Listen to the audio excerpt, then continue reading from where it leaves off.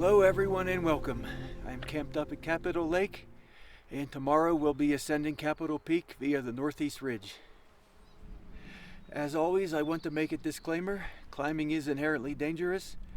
I don't know your experience or your skill level. I can't make a risk assessment for you. But what I hope to do with this video is, one, to help you navigate, and two, to give you a video to help you make your own risk assessment. Much like over by the Maroon Peaks not far from here, I needed a camping permit to come in here, and once again I got one at the last minute. I've been waiting around here to try to do a climb down in San Juan, but the weather has been less than ideal, and though most of these have been booked up, most of the camping spots here have been booked up, one opened at the last minute. And even though this weather is less than perfect, I decided to take it. I don't want to downplay the difficulty of Capitol Peak. I know it is considered usually the most difficult of all the standard routes on the 14ers, and rightfully so. It's a long round trip, has exposure, and once you're across the knife edge, there's no easy way off, and I think that's where a lot of people get into trouble here. But having said that, from here at the lakes with a properly early start, I should be off the mountain again by mid-morning. And although this mountain certainly can be climbed in a single day if you're fast enough, I still would prefer to camp up close, if only because the odds are best with the weather by getting an earlier start. The approach in here is quite enjoyable, even if it is a little bit long. It's about 6 miles from the upper trailhead, and if you don't have a high clearance vehicle, you'll be parking about 2 miles further down the road. Have an awesome view here where I'm camped. Up just on a little hillside, directly across from the saddle between Capitol Peak and Mount Daly, where I'll be heading tomorrow morning. For now, just enjoy the views. It is shortly before sunrise in the boulder field approaching K2. From the top of the saddle, you'll turn to the right and then follow along a hillside into a gully. It's just small snowfields and rock in here. Of course, I got here faster than I expected, but I'll get some video of it on the descent. Along the right side of the gully, there is a trail marked by cairns.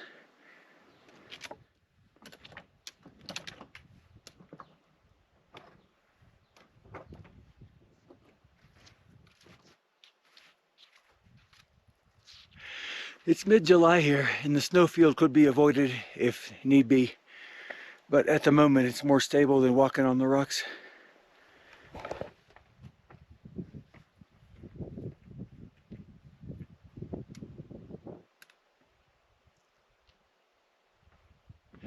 Very near the summit of K2 and still on a little climber's trail. On the way up the gully, there are some other climbers far to the right of me, so obviously there's multiple footpaths to take.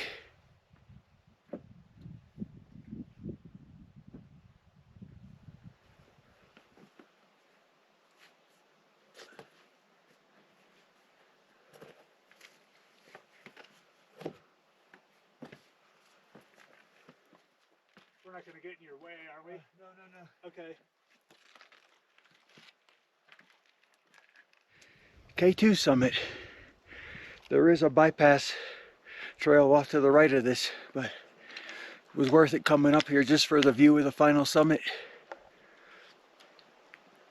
Also have a great view back to the saddle. Great views in every direction, actually. Rock is solid. It's a pretty easy down climb, eh?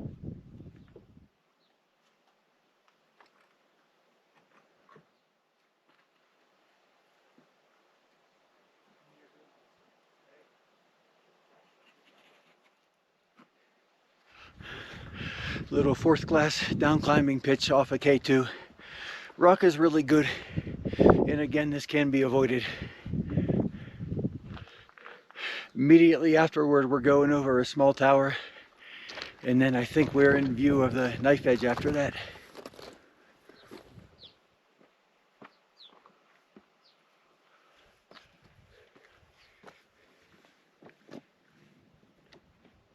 Still on the knife edge approach. Little exposed section right at the ridge, and then drop down just a little bit to the left.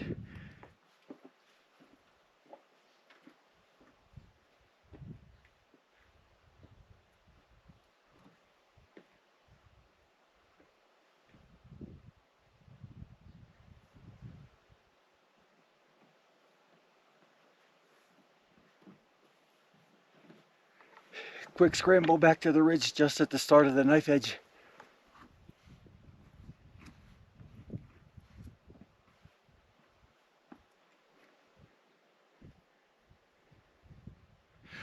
Now this is the part that gets the most attention, of course, but as long as you're not looking down or freaking out, it's really simple. You can either scoot your butt across the top, or in most places it's easy enough just to drop your feet off to the left-hand side.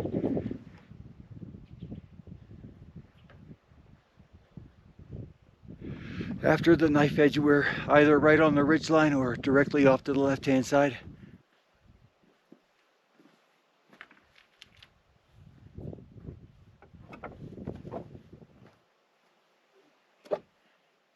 Still some exposure here, but there's a lot of good things to hold on to.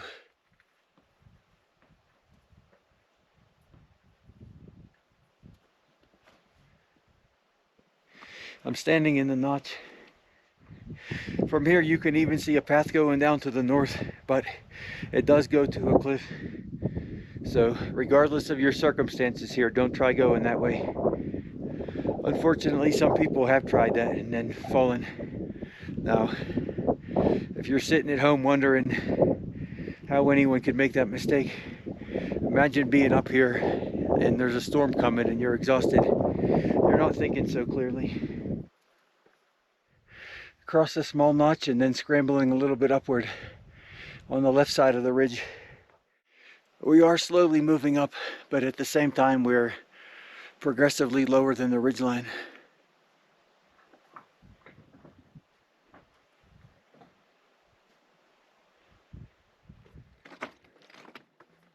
From where I'm standing, I have a good view of what I think is the notch east of the summit that I'm aiming for.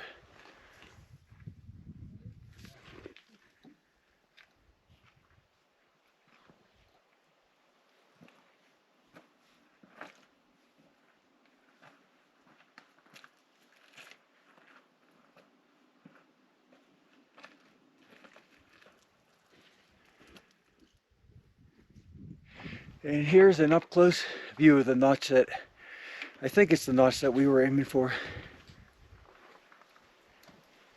Do you see any cairns up there? I see one up above. Okay, okay. Now that I think about it, yeah, I think Yeah, this is not the way. this is like the last little climbing pitch here. Okay. I do remember seeing this in the photos. It's so weird. You look at the photos and the perspective is like big, and then when you're up close, Yeah. sometimes it's hard to. Yeah, sometimes it takes a minute to recognize everything that Right. you need. Okay, just before reaching the notch, we turn to our right and there's some solid rock to ascend straight up.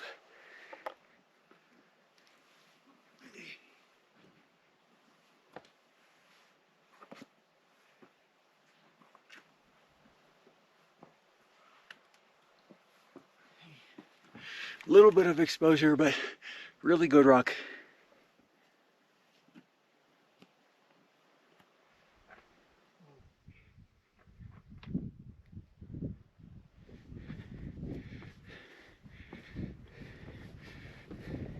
Short traverse either on the ridgeline or directly below it, and we're on the summit of Capitol Peak. Clouds are coming and going, but pretty awesome views. We'll see how hard it is to find the route going back down.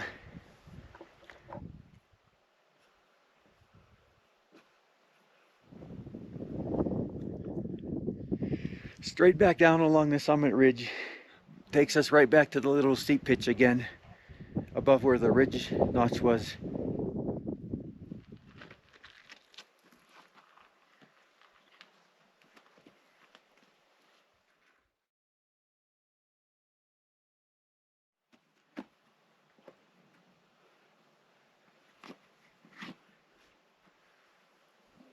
And once again, really good rock on this little pitch.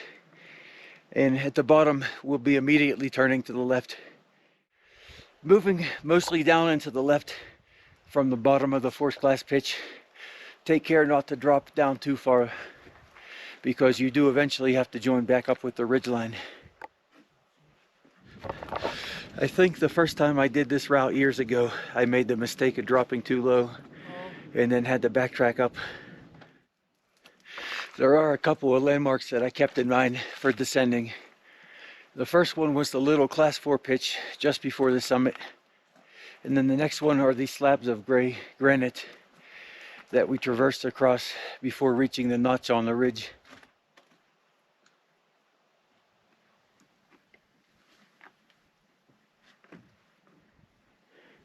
Numerous little sections of class 3 and class 4 in here. Back onto the little descent into the notch, and from there we'll be back on the ridge line close to the knife edge again.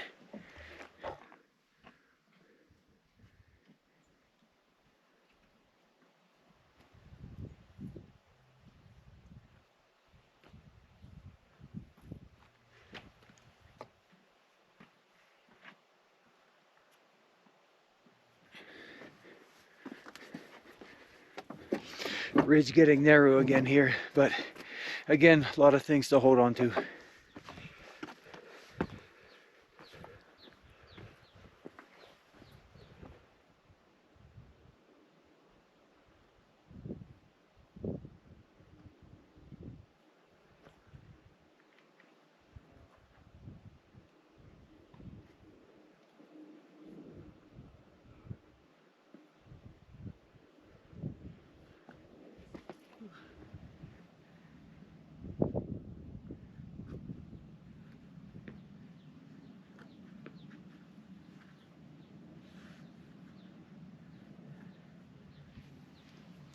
Beneath the knife edge, traversing back toward K2. I stayed a little higher on the ridge on the descent, and there was a little scramble, but remember, you can always bypass that by dropping just below the ridge. We are back at K2, except this time I will try to traverse around the path on the left-hand side.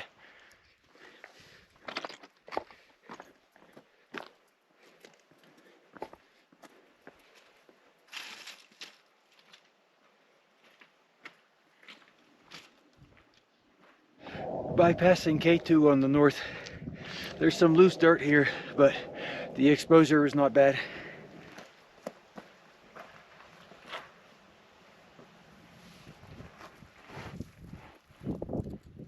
Okay, there is a little bit more exposure over on the east side, but still it's manageable. No worse than going over the top.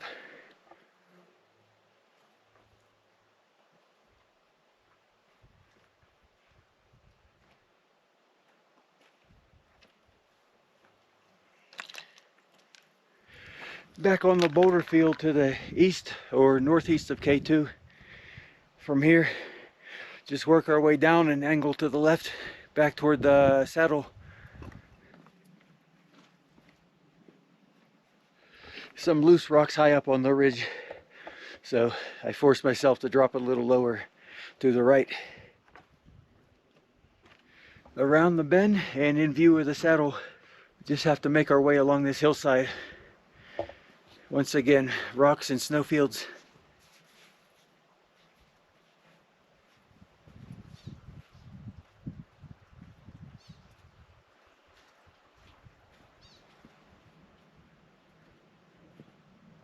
I'm coming to a small gully not far before reaching the saddle on the way back. This is the one section that was difficult to navigate in the dark. Just had to drop down the hillside into the gully, and then a little bit lower, a little scramble out the other side onto another ledge, and from there the path was easy to find again. Just a few minutes walking from the gully over to the saddle. From here I think it's about 1,000-foot drop or less down to the campsite, and then after that a 6-mile walk out, or in my case going to the lower parking lot will be 8 miles. But yeah, the hard part's done with. Just enjoy the views. I'm walking down here in mid-morning and I'm still seeing people on their way up to K2, and now they're in the situation where they're starting to stress about the weather.